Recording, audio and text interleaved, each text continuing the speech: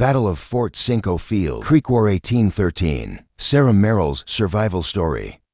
Want to hear an incredible, true survival story that History Channels won't tell? You join us as we uncover the harrowing tale of Sarah Merrill, a frontier woman who survived being scalped by Creek Indians and saved her infant child against all odds. Like and subscribe to Native Legends and History Stories for more untold frontier tales that shaped America. The Creek War of 1813 to 1814 stands as one of the bloodiest chapters in American frontier history, yet many of its most remarkable stories remain untold. In the wake of the Fort Mims massacre, where over 500 soldiers and civilians lost their lives in a single devastating attack, another dramatic series of events would unfold that would test the limits of human endurance and courage. The story begins with the Kimball family, who had journeyed from the relative safety of South Carolina to carve out a new life along the Tombigbee River. By 1807, they had established themselves near McGrew's Reserve, building a productive plantation through years of hard work. Their search for prosperity would eventually lead them to the Bassett's Creek Valley in 1812, where they settled near a respected pioneer named Cinco Field. The growing threat of Muskogee incursions had prompted the construction of a sturdy stockade, named after Cinco Field himself. The Kimball family, along with their neighbors, including the James family, initially sought refuge within its wooden walls. However, the cramped conditions of frontier fort life soon became unbearable in the summer heat. After several weeks passed without any sign of Creek warriors east of the Alabama River, both families made the decision to return to their more spacious plantation homes.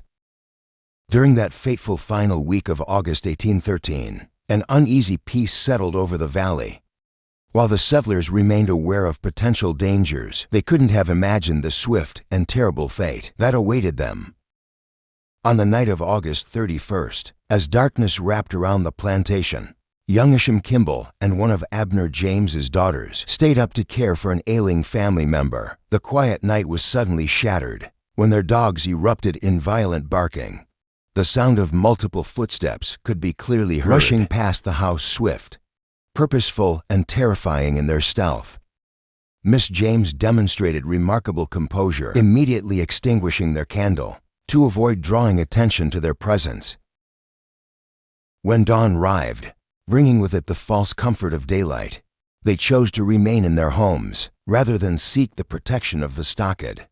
This critical error in judgment reflected a common human tendency to dismiss clear warnings of danger, a tendency that would cost many lives in the hours to come.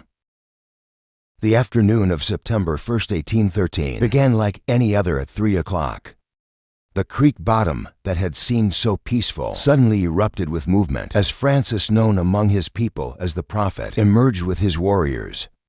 The timing couldn't have been worse. Ransom Kimball was away from home, leaving his family vulnerable. Inside the house, Abner James and his visitor Walker found themselves under immediate fire from the Creek warriors. Though both men escaped injury, they made the difficult decision to flee, taking only James's 14-year-old Thomas and his daughter, Mary, with them as they raced toward Fort Cinco. Their desperate flight to safety would leave the remaining women and children to face the warriors alone. Meanwhile, at the blacksmith shop, 150 yards from the main house, 16-year-old Isham Kimball was working with his younger brother when the first gunshots shattered the afternoon calm. Looking toward his home, he witnessed a scene of unprecedented horror. Creek warriors had surrounded his father's house and were systematically killing everyone inside. With his young brother beside him, Isham faced a terrible choice: stay and face certain death, or attempt a dangerous mile-long run to the stockade, through territory now controlled by hostile warriors. The Kimball brothers veered away from the main road, their feet pounding against the unfamiliar terrain. Despite their caution, Creek warriors spotted them and opened fire. The shot whistled through the air, tearing through the nearby chinquapin bushes, but miraculously missing both boys. As they crossed a small stream dividing the territories, disaster struck. The elder brother stumbled and fell hard. When he regained his footing and turned to check on his younger sibling, he found only empty space where the boy should have been. The younger Kimball had been there just moments before, unharmed when the Indians fired their shot. This would be the last confirmed sighting of the child. Despite extensive searches and inquiries in the years that followed, no trace of him was ever found. No body, no captivity report. Nothing like a shadow at sunset. He simply vanished from the records of Clark's white settlers on that September 1, 1813. Isham Kimball, now alone and disoriented, pressed on toward the stockade. Unsure of his direction in the thick wilderness, he climbed the slanting trunk of a fallen pine tree to survey his surroundings. His heart froze as Creek voices drifted up from the road below, forcing him to scramble down from his exposed position. Exhaustion threatened to overwhelm him when salvation appeared in the form of Thomas Matlock and John Owen. These two men had heard the gunfire and bravely left the stockade to investigate. They found the exhausted youth and escorted him safely back to the fort. Meanwhile, at the Kimball homestead, a scene of unprecedented brutality unfolded. No witnesses survived to tell the complete story, except the perpetrators themselves. The attack was swift and methodical. After the initial escape of the two men, and for children, the remaining families had little chance to scatter. The Creek warriors moved with deadly efficiency. War clubs and tomahawks rose and fell. In terrible rhythm, they killed the livestock, ensuring no resources remained. They stripped valuables from the house and most horrifically took scalps from their victims. When their savage work was done, they melted back into the dense forest, bordering the creek, leaving behind 14 bodies. Women and children, scattered throughout the house and dooryard. The entire attack lasted no more than 20 minutes. Ransom Kimball, hearing gunfire while away on horseback, raced back to his homestead. He arrived too late, finding only the aftermath of the massacre. The attackers had vanished like a destructive storm, leaving nothing but devastation in their wake. His once peaceful home had become a scene of unspeakable horror. With a heart heavy with grief, Ransom retreated to the stockade. Logic would suggest that upon his arrival, an armed force would immediately set out to tend to the dead. However, most men were still at their distant plantations. When they finally returned at nightfall, the uncertainty of the Indian band's size and the very real possibility of an imminent attack on the stockade itself forced them to focus on defense. They posted pickets and prepared for battle, leaving the dead unattended. As darkness descended, a gentle rain began to fall over the killing ground, but among the seemingly lifeless bodies lay one spark of life: Mrs. Sarah Merrill. Daughter of Abner James, though struck unconscious by a war club and scalped, still drew breath. The cool rain that fell through the darkness proved to be Sarah Merrill's salvation. As consciousness slowly returned, her first thoughts weren't of her own grievous wounds, but of her child in the pitch-black night. Surrounded by death, she faced an almost impossible task.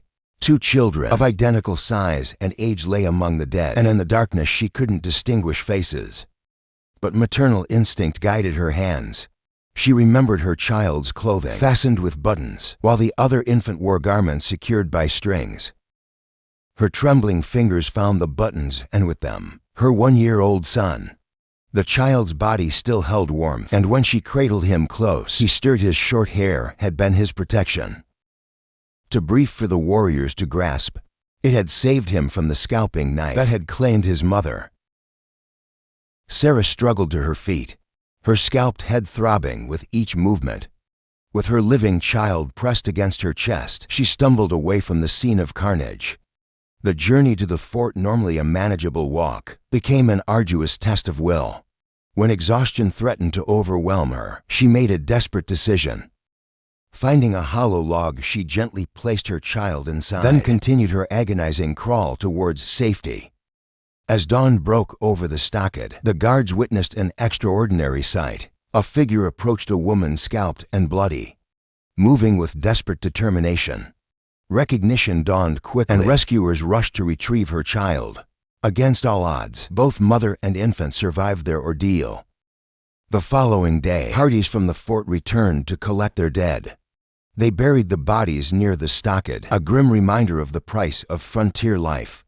The tragedy continued to claim victims. Ransom Kimball, unable to overcome his grief, died shortly after at Fort Madison. However, his son Isham, the sole survivor of the Kimball family, would go on to forge a remarkable life. Through determination and hard work, he rose to become a prominent figure in Clark County, serving many years as circuit court clerk and holding various public offices. From nothing, he built a fortune worth $40,000 and left behind numerous descendants. The massacre hadn't come without warning. On August 31st, as sunset painted the sky, a Tory Creek scout named Nye had returned to Fort Madison with alarming news. He reported the fall of Fort Mims and warned of a large Creek force led by the prophet Francis. The news sparked panic within the garrison. Men turned pale, women and children screamed in terror, all fearing they would share Fort Mims's fate. Yet as the initial shock subsided, determination took its place. The garrison steeled itself, resolved to defend their position to the last person. Nye's scouting revealed more details. In the following days, he reported to Captain Dale that Francis and his warriors had camped at the Wolf's Den, a deep ravine near Cedar Creek, just 3 miles east of Fort Madison. From there, they had moved north, before unleashing their fury on the Kimball and James families at Bassett's Creek. When news of the massacre reached Colonel Carson at Fort Madison, he acted swiftly. On the morning of September 2nd, he dispatched 11 mounted men under Lieutenant James Bailey, armed with rifles, muskets, and holster pistols. They rode for Fort Sinkfield to assist with burial duties and assess the Indian force's strength. The party included John Woods, Isaac Hayden, and James Smith, joining the approximately 15 armed men already stationed at Fort Sinkerfield. Fort Sinkerfield housed a diverse community of frontier settlers, primarily families from the Bassett's Creek area. Among the most prominent residents was Charles Phillips, an elderly settler whose extended family included several married children, including his son Charles Phillips Jr. The fort also provided sanctuary to a small group of Creek Indians who had allied themselves with the settlers, known then as Tory Creeks. When Lieutenant Bailey's party arrived, several garrison members joined them in the grim task of recovering the dead from the Kimball homestead. They returned with an ox cart bearing 12 bodies, silent testimony to the brutality of the attack. The settlers chose a burial site 70 yards southeast of the fort, along what would later become Grove Hill Road.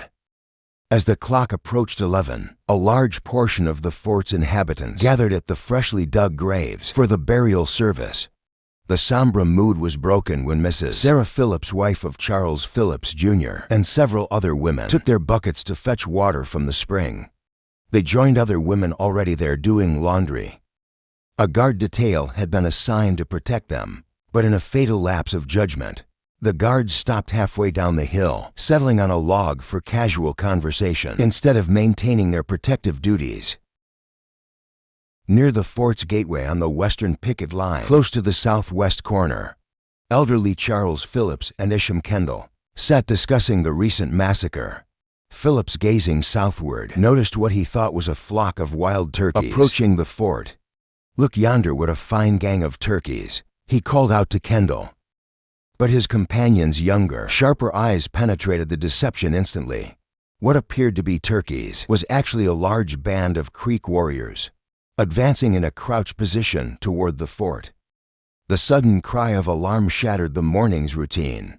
Those still at the burial site rushed toward the gate, men scooping up small children as they ran. The negligent guards abandoned their post on the log, racing for the safety of the fort at the spring below.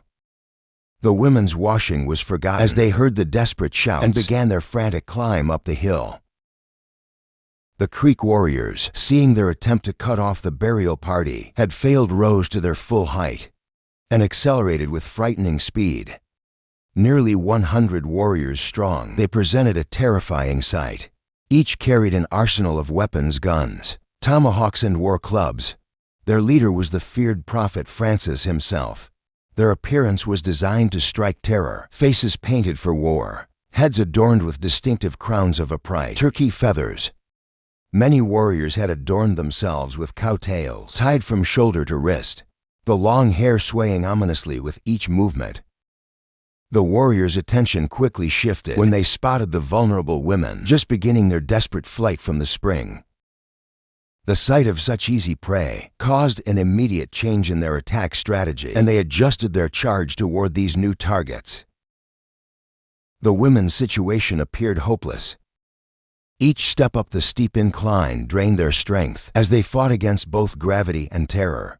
Their long skirts tangled around their legs, threatening to trip them with every stride. Behind them, the warriors' swift feet ate up the distance, their war whoops growing louder with each passing second. The sound of running feet and jingling weapons mixed with the screams of panic, creating a hellish chorus that echoed across the valley. At this moment of supreme crisis, Isaac Hayden, watching from the fort, conceived a plan so audacious it bordered on madness. The fort kept a large pack of dogs, nearly 60 in number, used for hunting and security. These weren't just ordinary pets. They were tough frontier dogs, accustomed to confronting bears and wolves. Hayden knew their potential. Without hesitation, he leaped onto the nearest horse, checking the twin holster pistols attached to the saddle. Then he began whistling and calling, his voice cutting through the chaos. The dogs responded immediately, their ears perking up at his familiar command. As Hayden spurred his horse downhill, the entire pack surged forward with him. Massive hunting hounds, fierce guard dogs, and quick shepherd crosses, all baying and snarling as they charged the creek. Warriors, despite their fearsome reputation and superior numbers, found themselves facing an entirely unexpected threat. The dogs hit their line like a furious wave, leaping at throats, snapping at legs, and creating complete chaos in the warriors' formerly orderly charge. Some dogs latched onto arms, wielding weapons, while others went straight for faces. The warriors were forced to defend themselves against dozens of attacking animals coming from all directions. The battle became a swirling melee of fur and flesh. Several dogs fell to tomahawk blows or gunshots, while others sustained serious wounds but continued fighting. The warriors' formation completely broke down as they fought the savage canine assault. Their war cries turned to shouts of surprise and pain as sharp teeth found their marks. Hayden didn't waste the opportunity his canine allies had created. Through the chaos, he spotted a warrior closing in on one of the fleeing women. The Indian had already raised his tomahawk for a killing blow when Hayden spurred his horse forward. Raising his pistol as he galloped through the mayhem, Hayden took careful aim despite his horse's motion. His shot rang out true, and the warrior fell dead, his weapon dropping harmlessly to the ground. The dog's ferocious attack bought precious time, allowing most of the women to reach safety. Among them was a black woman who, in her panic, never thought to abandon her washing pot. She ran the entire distance with it perfectly balanced on her head, her terror overriding any thought of dropping it. The sight would have been comical if the stakes hadn't been so deadly. Near the gate, young Miss Winnie Odom's strength finally failed her. Just yards from safety, she collapsed from exhaustion and fear. A quick-thinking soldier, seeing her fall, rushed out with his gun ready. Grabbing her by her long hair, he dragged her roughly but effectively through the gate. In normal times, such treatment would have been unthinkable, but these desperate moments demanded desperate measures. However, not everyone would reach safety, Mrs. Sarah Phillips, pregnant and unable to keep pace with the others, fell behind despite her desperate efforts. As she struggled up the hill, 3 warriors broke from the main group to pursue her. One was a prophet, his face painted in particularly terrifying patterns. He waved a staff topped with a cow's tail, screaming otherworldly chants that froze the blood of all who heard them. Mrs. Phillips ran with all the strength her condition allowed, but she had only made it halfway to the fort when her body betrayed her. The combination of terror, exhaustion, and her pregnancy proved too much. She stumbled and fell, her consciousness fading. Even as she fought to rise again, had she managed to stay on her feet, she might have reached the gate. The prophet reached her first, but it was another warrior who delivered the fatal blow. With practiced efficiency, he brought his tomahawk down into her skull, then tore away her scalp as she lay dying. The warriors mutilated her body further, following their brutal customs, even as Hayden was shooting down another of their comrades nearby.